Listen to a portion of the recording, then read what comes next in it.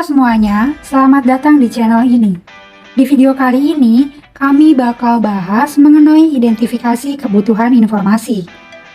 Kalian pernah nggak sih merasa kebingungan saat melakukan pencarian informasi? Atau mungkin merasa kesulitan dalam menyusun kata kunci?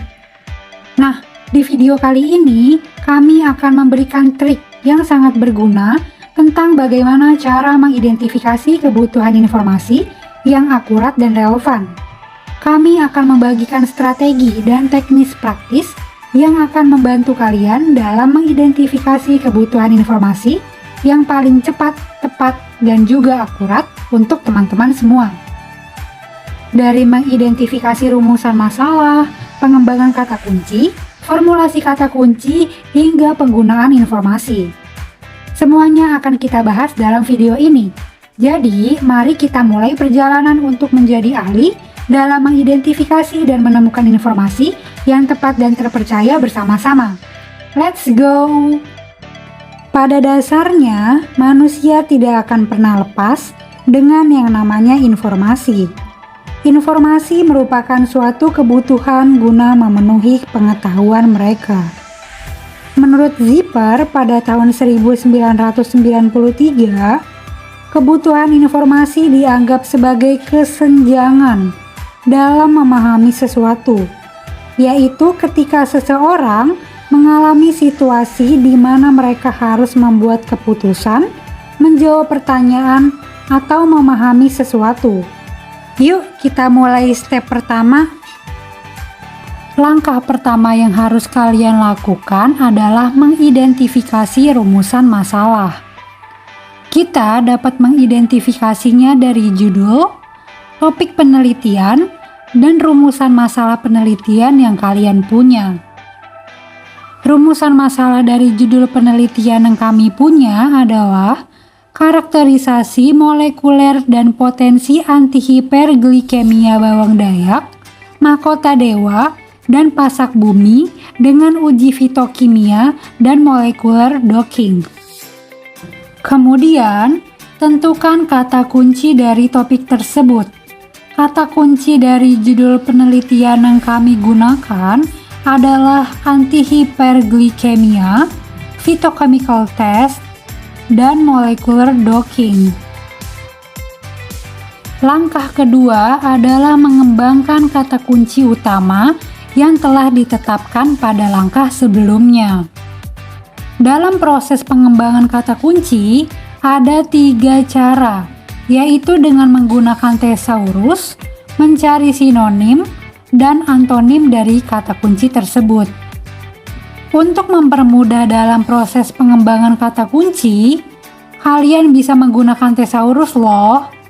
Dengan thesaurus, kamu bisa menemukan kata kunci dan frasa lain dari kata kunci yang telah diidentifikasi. Hal ini dikarenakan di dalam thesaurus terdapat 3 jenis hubungan. Yang pertama adalah kesetaraan atau sinonim. Contoh mudahnya ialah meja tenis digunakan untuk pingpong, pingpong menggunakan meja tenis. Lalu yang kedua adalah hierarkis, yaitu ketika satu kata ingin menjelaskan sesuatu yang lebih luas dan spesifik. Contoh mudahnya ialah perpustakaan umum adalah perpustakaan, sedangkan untuk kata yang lebih spesifik adalah perpustakaan nasional. Dan yang terakhir adalah asosiatif.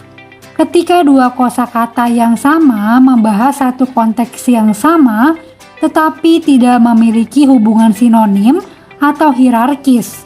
Contoh mudahnya ialah susu berhubungan dengan 2 makanan lain, yaitu keju dan yogurt.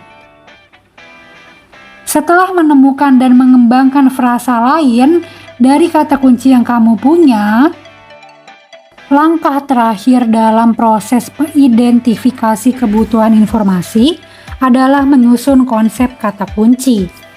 Penyusunan kata-kata kunci ini digunakan untuk mempermudah dalam menemukan sumber informasi yang spesifik, sehingga kamu dapat memperoleh informasi yang sesuai dengan apa yang kamu butuhkan.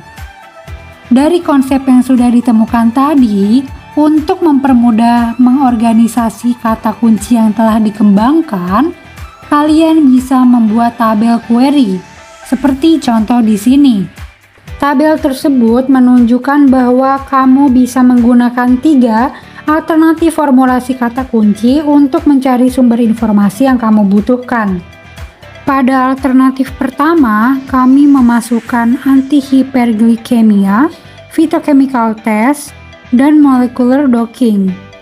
Apabila kamu ingin mencari informasi yang lebih spesifik, maka kamu dapat menggunakan alternatif kedua, yaitu antidiabetik, phytochemical screening, dan atomic docking. Atau kamu juga bisa melakukan kombinasi dengan menghilangkan masing-masing kata kunci hingga kamu menemukan sumber literatur yang kamu inginkan. Nah, segitu dulu penjelasan tentang cara identifikasi kebutuhan informasi. Perlu diingat nih teman-teman, bahwa ini merupakan tahapan awal dari serangkaian aktivitas pencarian dan penggunaan informasi. Pastikan kalian nonton video selanjutnya yang berisi tentang lokasi dan strategi penelusuran informasi ya. See you di video selanjutnya.